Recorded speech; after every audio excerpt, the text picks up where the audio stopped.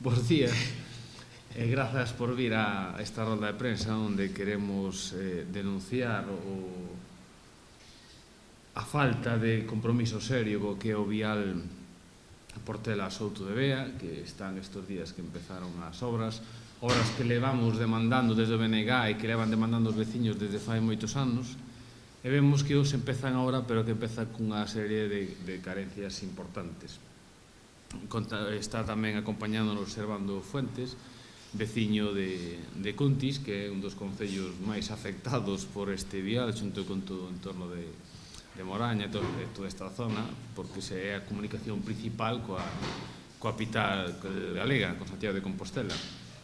E eles saben de primeira man o que implica que este proxecto non contemple unha serie de obras que nos demandamos, como pode ser que as curvas con que conta este vial non se eliminan, se manteñen, non se contempla unha conexión adecuada coa Nacional 640, que como ven o outro día me comentaba Servando, nese cruce non hai accidentes porque os coches teñen que baixar por unha estrada tamén chea de curvas e non lle queda máis remedio que baixar despacio, porque senón aí sería un auténtico punto negro que xa o é, pero bueno, que teria habido accidentes graves. Bueno, todos o coñecedes e todos sabedes que é un empalme de acceso moi difícil hacia o vial que comunica con Santiago.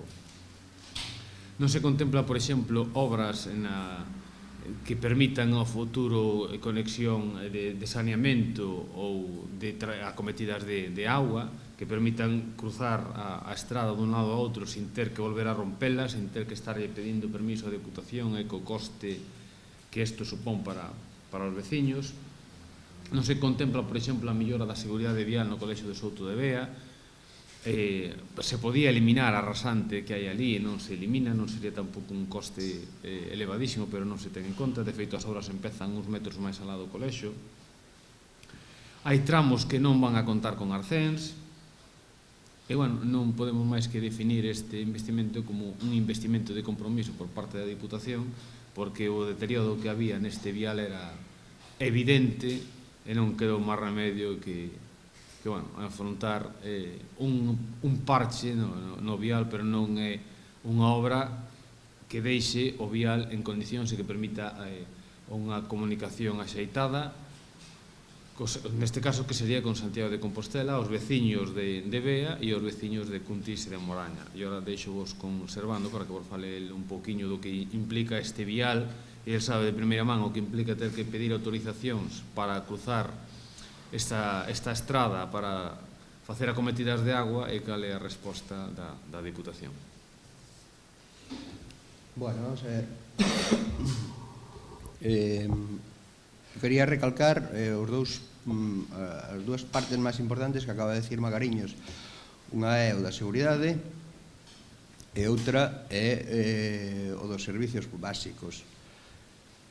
O cruce de Nacional 640 ca estrada Portela Souto de Bea é do máis terrorífico que hai en todo o país. Eu creo que en ningunha nacional existe un cruce dese tipo.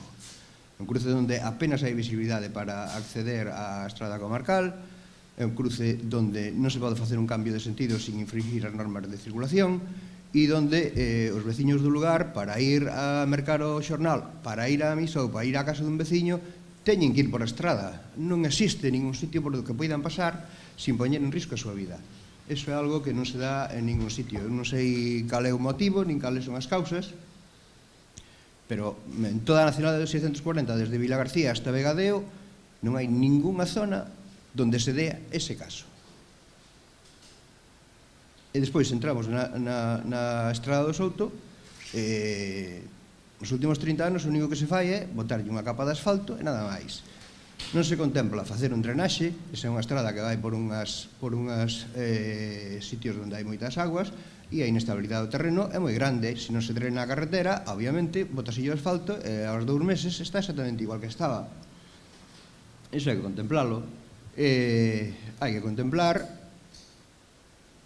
esas curvas todas que ten, podíanse eliminar algunhas sin que supuxera un coste tremendamente elevado para a administración. Na zona de Bea a xente que pasa pola estrada vai exactamente igual, non ten arcéns, non ten absolutamente nada e están sempre no medio da carretera.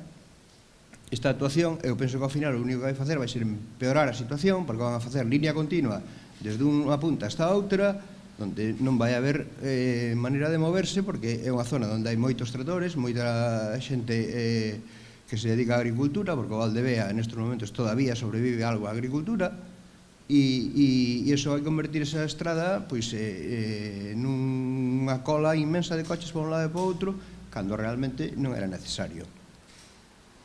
Despois, hai que salientar que os veciños de Portela presentaron un escrito no Concello de Cuntis, con firmas de todos e todas, para solicitar a modificación do cruce ca Nacional 640. Porque a nos afecta profundamente, hai xente que ten que facer ali un cambio de sentido para ir para as súas casas, e a forma en que está diseñado é inviable. E hai 4 casas daquela zona que están sin saneamento por culpa de que esas estradas supoñen unha barreira para poder colocar 200 metros de tubería. E iso non é normal e non é lóxico. E as administración deberían tomar as medidas oportunas. O que pasa é que o alcalde de Cuntis debe estar de vacacións porque non aparece para nada, nin se pon ao frente da situación, porque aí era o momento oportuno para tomar as medidas que fixera falta, porque colocar uns tubos nesa estrada hoxe en día serían 500 euros que non ten que tirar de ningún presupuesto nin de ninguna historia para facer eso, que ten material en acopio suficiente para poder facelo. Nada máis pola miña parte.